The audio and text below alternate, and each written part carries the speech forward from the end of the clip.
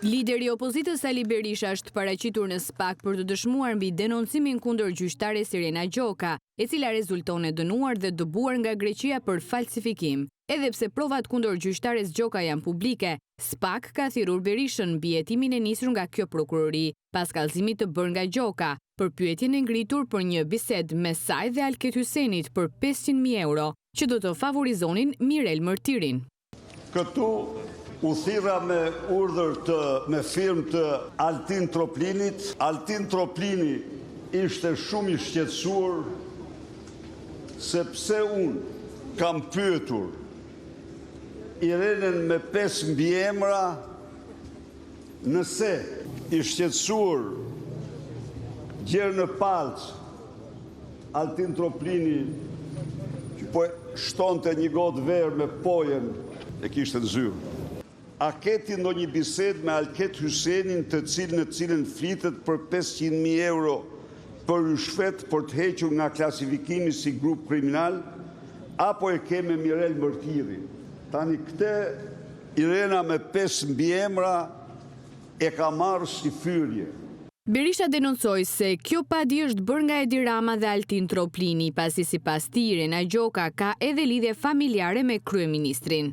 Gjykatësia e Edi Ramës, familjare, se kanë lidhje familjare me Edi Ramën, ju e dini, unë biletesha të lexoj posa rrita për të kuptuar stilin nëse kishte dorë Linda Rama në atë materiale, apo jo, se janë shumë shoqe, si që keni marrë vesh, janë shoqe.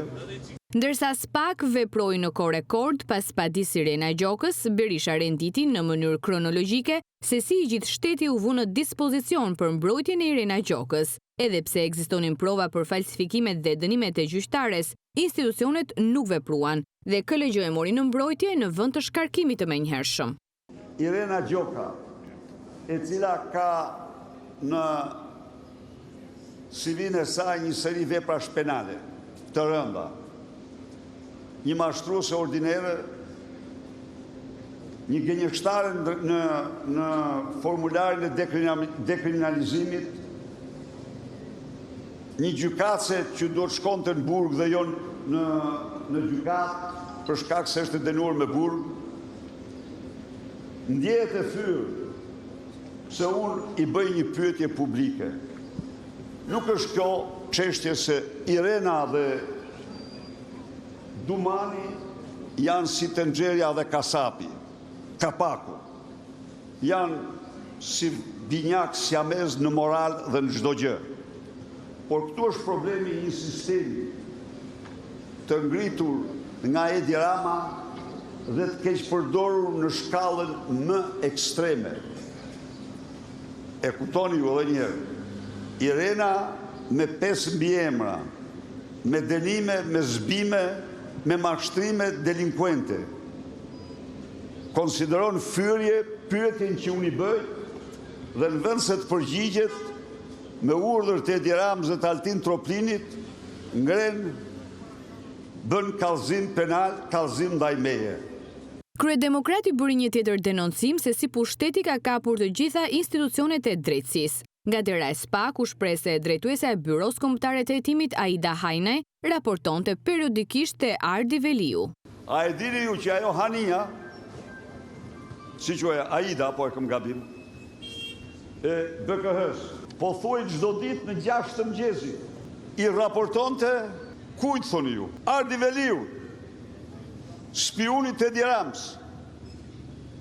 Po, u habitën policë që e mbronin Hanien. U habitën. Ardi Veliu në stilin e vjetër të sigurimit, shkonte tek burimi në 6 të mëngjesit. Burimi ishte Hania. Po kjo është kjo, ai ka qenë është një vjetra, Ardi Velia është një eksponent i krimit nga më të rrezikshmit. Me Ramën i kanë gjithë ata. Rama ishte. Kryetari i Partisë Demokratike Sali Berisha e cilsoi këtë padi si një skenar të mirë organizuar nga Edi Rama dhe kreu i SPAK, që etiketoi si Altin Troplini për të goditur atë dhe opozitën. Berisha solli në vëmendje se Irena Gjoka nuk e bëri kallëzimin në kohë që u ngrit pyetja, por pasi kreu porosin, veprën e saj kriminale me akuzat false.